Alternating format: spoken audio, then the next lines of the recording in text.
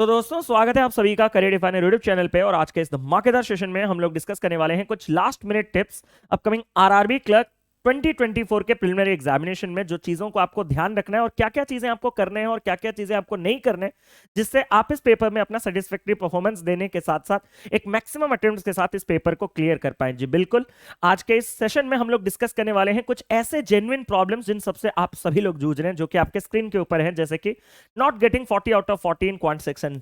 Repeatedly एक comment हमें देखने के लिए मिल रहा है हमारे चैनल पे और मैसेजेस वगैरह जिस भी तरीके से आप हमसे कनेक्टेड हैं कि सर क्वांट में 40 आउट ऑफ 40 स्कोर नहीं कर पा रहे, सर मेरा सिलेक्शन होगा या नहीं।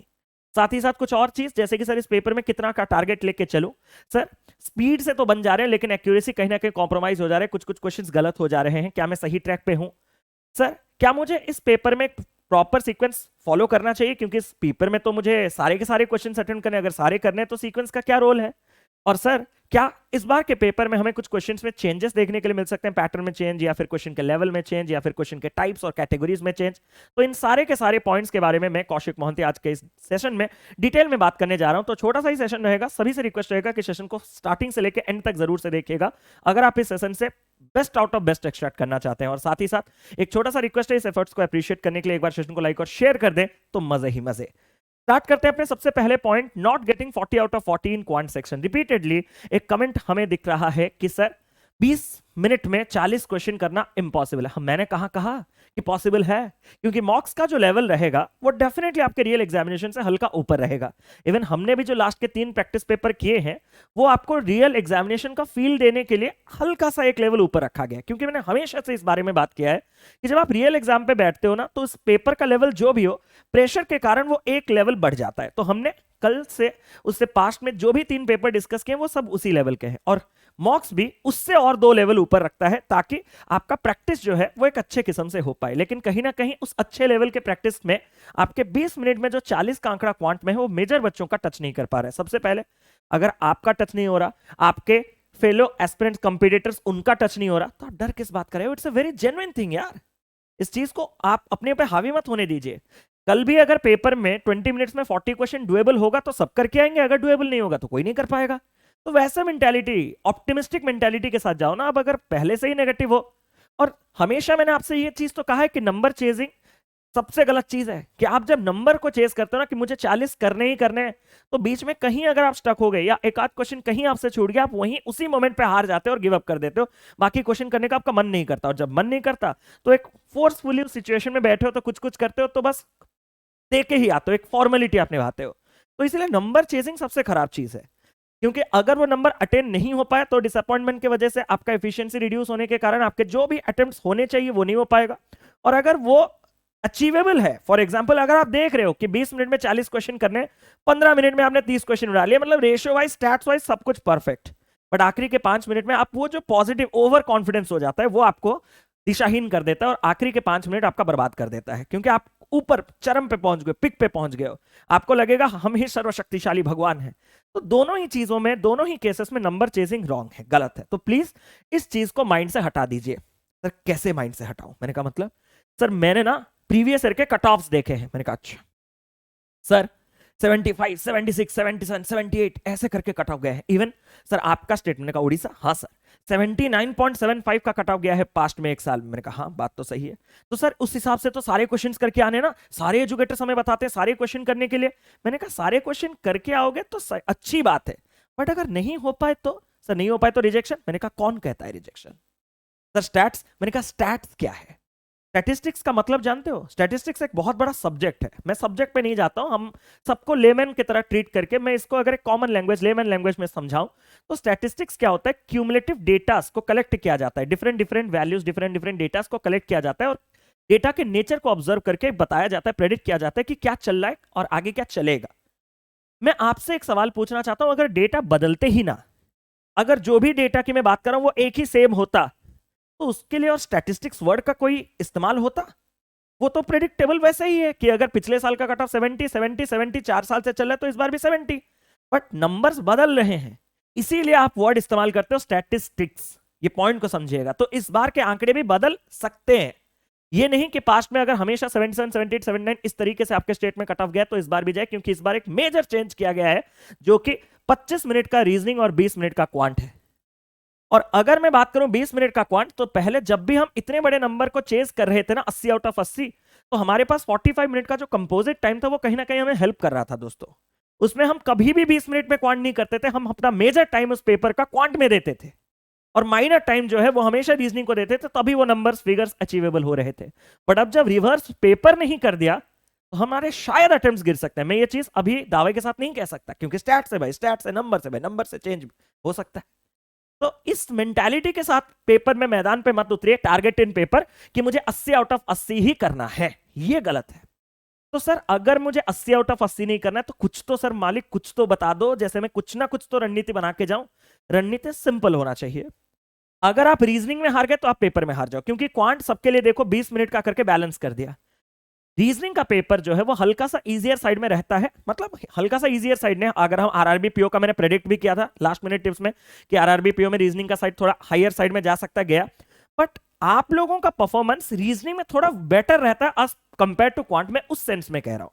तो आपका सबसे बेस्ट काम होगा कि अगर इस पेपर में आप कुछ भी टारगेट लेना चाहते हो तो वो सिंपल है कि आप रीजनिंग के जो 25 मिनट का सेक्शन है उससे max out of max extract करने की कोशिश करो। बाकी क्वांट में अपना बेस्ट दो, जितना अचीव हो पाए अच्छी बात है, अगर फुल नहीं हुआ तो भी अच्छी बात है, बट इसमें आप टारगेट थोड़ा ले सकते हो, क्योंकि इसमें मेरे हिसाब से, मेरे 7 साल के एक्सपीरियंस के हिसाब से मैं आपको कह सकता हूं कि अगर 25 मिनट का जैसे पास्ट में आरआरबी क्लर्क के पेपर में पूछा गया है तो 25 मिनट में क्वेश्चंस डुएबल होते हैं।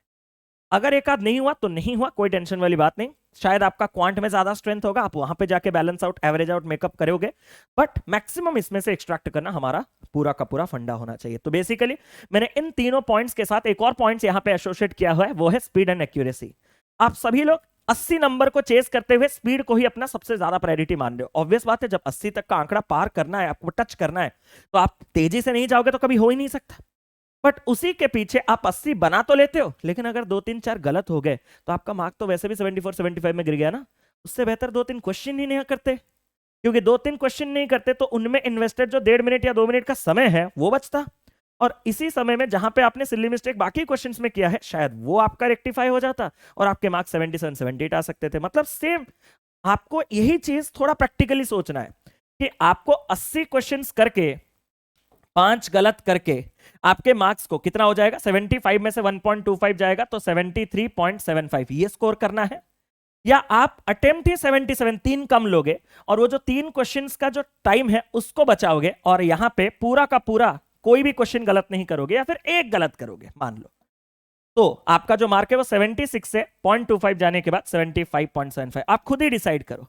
मतलब मैं तो हमेशा, जो मैच्योर्ड पर्सन है, जो हमेशा इस पेपर को सिलेक्शन लेता है ना, उसने अपने जिंदगी में हमेशा एक्यूरेसी को ज्यादा प्रायोरिटी दिया है as compare to speed, because speed एक नेचुरल चीज है, वो आ जाता है। आप कभी स्पीड को कम नहीं कर सकते या स्पीड को एब्रप्टली बढ़ा नहीं सकते। एक्यूरेसी एक ऐसा चीज है जिसके ऊपर आपका नियंत्रण होता है, आपका कंट्रोल होता है। तो जिसने एक्यूरेट मैनर में प्रैक्टिस की, इसीलिए जब से आप डे 1 से मॉक दे रहे हो, मैंने आपको सिर्फ एक ही चीज पे फोकस करने के लिए कहा, 100% एक्यूरेसी और किसी पे नहीं।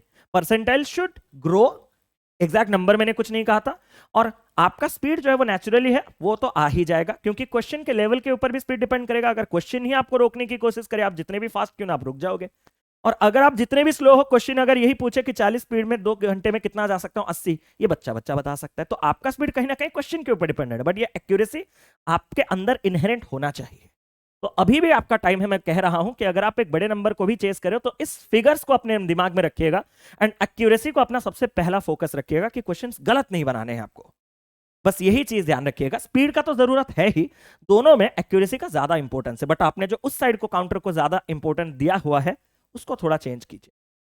इतने सारे पॉइंट्स के बाद कुछ और चीज, बहुत इंपॉर्टेंट चीज, कि सर क्या हमें एक प्रॉपर सीक्वेंस फॉलो करना है, क्योंकि सर हमें तो लगभग मैक्सिमम अटेम्प्ट्स लेना है, तो अगर हमें मेजॉरिटी क्वेश्चंस करने ही है तो जैसा डिस्प्ले हुआ वैसे ही क्यों ना करते जाए। मैंने कहा बात तो बहुत सही है, बट वो सही तब है अगर आप एक कॉन्फिडेंट और मैच्योर्ड स्टूडेंट हो। बट हर स्टूडेंट कॉन्फिडेंट और मैच्योर्ड नहीं होता। आपके 2 किस्म के स्टूडेंट्स होते हैं, एक दूसरा स्टूडेंट होता है नॉन कॉन्फिडेंट वाला, जो कॉन्फिडेंट नहीं है क्वांट को लेके। खासकर अगर मैं एग्जांपल लूं, वो चीज आप रीजनिंग में रिलेट कर दीजिएगा। मान लो आप सभी को पता है कि आपका जो पेपर है, एक सिंपल सा एग्जांपल मैं सेट कर रहा हूं, आपका जो पेपर है उसमें 40 क्वेश्चंस क्वांट के जो आते हैं, उसमें से 20 क्वेश्चंस आपके स्पीड मैथ्स के आएंगे। ये हम पेड में एक क्लास में बात कर रहे थे इसके बारे में। और 20 क्वेश्चंस आपके आएंगे एरिथमेटिक और डीआई का, एरिथमेटिक और डीआई का। एग्री? पूरे आपके जो टाइम है वो आपके पास 20 मिनट है। आप मुझे दिल पे हाथ रख के बताइएगा, क्या आपको ये लग रहा है कि पूरे 20 मिनट में ये 20 क्वेश्चन 10 मिनट में हो जाएगा और ये भी क्वेश्चन 10 मिनट में हो जाएगा? नहीं ना, इम्पॉसिबल है। अगर 20 स्पीड मैथ्स करने के लिए 10 मिनट, तो 20 अरिथमेटिक और डीआई करने के लिए कैसे 10 मिनट हो सकता है?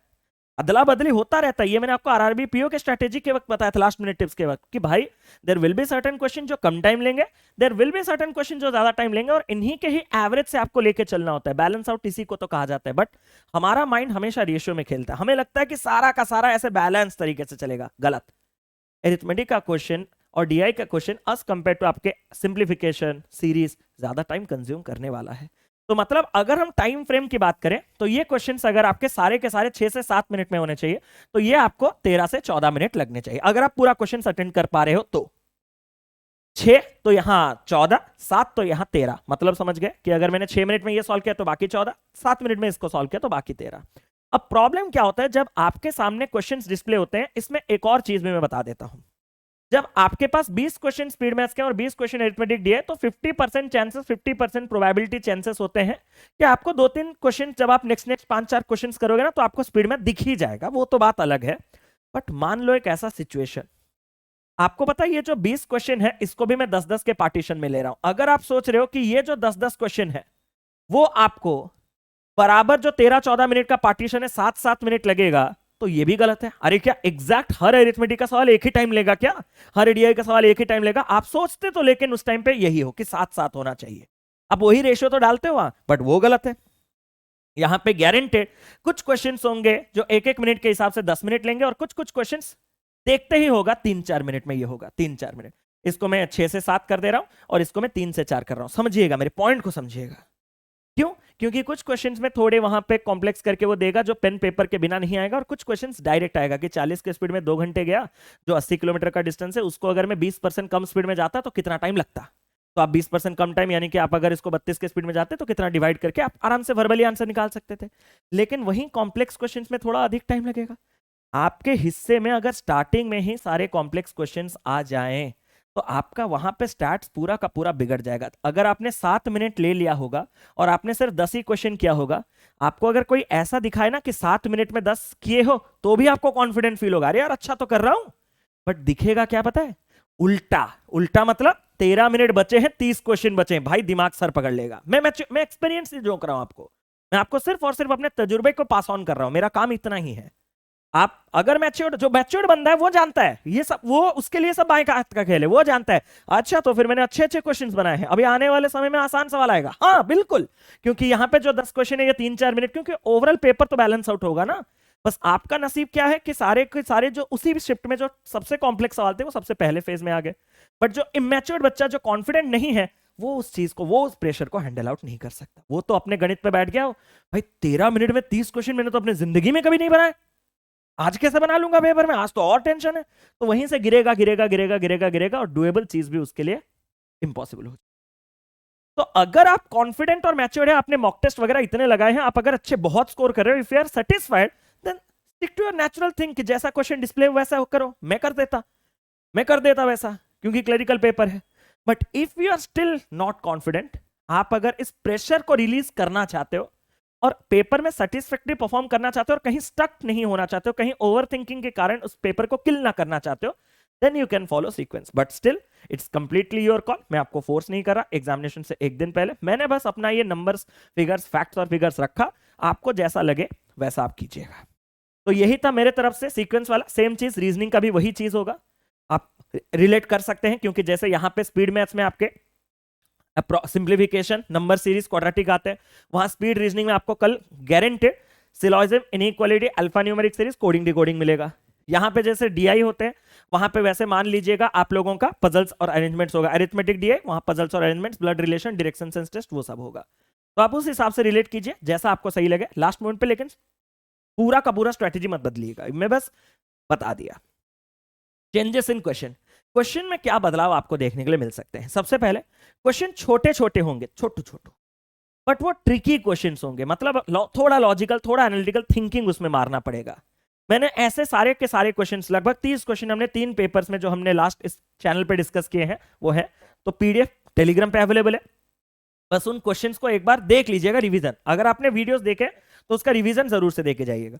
अगर आपने वीडियोस नहीं देखे तो लास्ट मिनट में आपकी मर्जी, मैं आपको फोर्स नहीं करूंगा। लास्ट मिनट जितना आपका दिमाग शांत रहे, कूल रहे, उतना ही आपके लिए अच्छा है। 2-4 व्यूज के लिए मैं आपके जिंदगी को खराब नहीं कर सकता, बट अगर आपका लॉन्ग, मतलब आपका अगर 10 तारीख को पेपर ना हो के 17-18 है, भाई खत्म कर देना, रिक्वेस्ट है भाई, रिक्वेस्ट है आप ही के लिए। इतना तो मैं सेल्फलेस होके बता रहा हूं।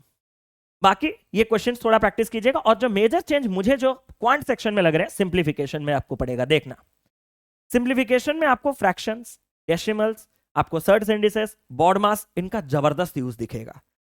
और वो यूज कैसे दिखेगा? आपको अगर हर क्वेश्चन में वैसा मिलता तो आप 3-4 क्वेश्चन के बाद अपने माइंड को वैसे ढांचे में डाल देते और आप उसके बाद बैक टू बैक क्वेश्चन जबरदस्त लगा लेते। लेकिन क्या होता है, प्रॉब्लम क्या होता है कि आपका ये जो सिंप्लीफिकेशन के क्वेश्चन में कॉम्प्लेक्सिटी आता है वो हर 3 क्वेश्चन के बाद एक, मतलब 3 question normal easy easy easy verbally चल रहा होगा, एक क्वेश्चन भाई आप वर्बली ट्राई किए होंगे, फंसे होंगे, फिर पेन लगाओगे, फंसे होंगे, तो आपका दिमाग वहां पे संतुलन खोलेगा। अब उसका प्रभाव क्या है? उसके बाद एक इजी है, दो इजी, बट आपका माइंड एक्सेप्ट करने का टेंशन हो जाएगा, अरे यार कॉम्प्लेक्स था तो ये कैसे इजी हो सकता है। आप उसको जहां पेन पेपर नहीं लगना चाहिए वहां लगाओगे, फिर एक क्वेश्चन वैसा आएगा आप लगाओगे, फिर आपको लगेगा नहीं नहीं नहीं नहीं नॉर्मल हो रहा है, फिर वो एक देगा वैसा बाउंसर। तो इस चीज के लिए रेडी रहिएगा। ये क्लरिकल पेपर का एक बहुत कॉमन सिम्टम है, ये याद रखिएगा, बहुत ही कॉमन। और बाकी डेटा सफिशिएंसी और क्वांटिटी कंपैरिजन, इनकेस अगर दिख जाए आपके पेपर में 1 आध 2 3 4 जो भी, तो शॉक्ड और सरप्राइज मत होना। आएंगे तो बहुत इजी, डेटा सफिशिएंसी का तो चांसेस बहुत कम है, बट आएंगे तो बहुत ही इजी आएंगे, हमने तो आपको पढ़ा रखा है। क्वांटिटी का सवाल जो है ना, उसमें क्वांटिटी सिर्फ नाम का होगा, क्योंकि 1-2 करके वो देगा। हो सकता है वो दूसरे क्वांटिटी में डायरेक्ट एक नंबर रखे 48, पहले क्वांटिटी में कि इतना लीटर्स का मिक्सचर था वगैरह वगैरह, निकाल देने के बाद टोटल नंबर ऑफ इनिशियल कितना, बस आपको ये 60 निकालना है और आंसर 60 ना देके क्वांटिटी 1 ग्रेटर देन क्वांटिटी 2 देना है। तो ये सिर्फ ऐसा हो सकता है कि नाम का क्वांटिटी कंपैरिजन, या फिर दूसरे क्वांटिटी में आपको एक क्वाड्रेटिक दे दिया सॉल्व करने के लिए, वहां से आपको पॉजिटिव और नेगेटिव रूट को इसके साथ कंपेयर करना होगा। बस सेकंड क्वांटिटी जो है ना, वो पूरा का पूरा मुरझाया हुआ होगा, उसमें आपको एफर्ट्स नहीं देने पड़ेंगे, ये मैं कह रहा हूं। तो क्वांटिटी सवाल देखते ही उसको स्किप मत कीजिएगा, थोड़ा देखिएगा सवाल कैसा दिख रहा है, कि एक ही क्वांटिटी तो सॉल्व ही नहीं करना पड़ रहा, दूसरा तो दिया ही है, ऐसा ना हो जाए कि आपको वो चीज स्किप कर जाए। तो बस मेरे तरफ से ये था कि एक्सपेक्टेड चेंजेस पेपर में क्या हो सकता है। रीजनिंग का तो आपको एजुकेटर ने अच्छे से बताया ही होगा। मेरे तरफ से ये आज आपका आरआरबी क्लर्क से पहले लास्ट सेशन था। All the very best. कल मैं सेंटर से एनालिसिस के लिए जाऊंगा, मेरा खुद का पेपर तो नहीं है, तो मैं बच्चों से आपको फर्स्ट शिफ्ट का रिव्यू देने की पूरी कोशिश करूंगा। और मैं पटियावाला एंड डिजिटल जोन ओडिशा में जो है वहां पे विजिट करूंगा, तो अगर कोई वहां आए तो जरूर मिलके जाइएगा, अच्छा लगेगा। तो बस that's it for today. Thank you so much, love you all, tata bye, take care, God bless you, Jai Jagannath. और अपने कमेंट जरूर से कीजिएगा कि जो बातें हमने यहाँ पे सेशन में किए हैं वो प्रैक्टिकल थी या नहीं। अगर कोई बात आपको गलत लगे देन प्लीज कमेंट कीजिएगा, मैं उस पॉइंट को अगर हो सके, अगर मुझे भी लगे हाँ आप सही कह रहे हो, तो उसको कम से कम रेक्टिफाई करूं, ताकि बाकी लोगों पे कोई गलत मैसेज ना जाए। मैंने बस मेरा एक्सपीरियंस झोंका है, और ऐसा नहीं कि मेरा एक्सपीरियंस हमेशा सब कुछ सही ही हो। तो प्लीज अगर कोई पॉइंट आपको गलत लगे तो जरूर से कमेंट कीजिएगा। That's it for today. जय जगन्नाथ, जय जगन्नाथ, जय Jagannath. All the very best. बढ़िया से कीजिएगा, कॉन्फिडेंटली कीजिए paper. Thank you so much.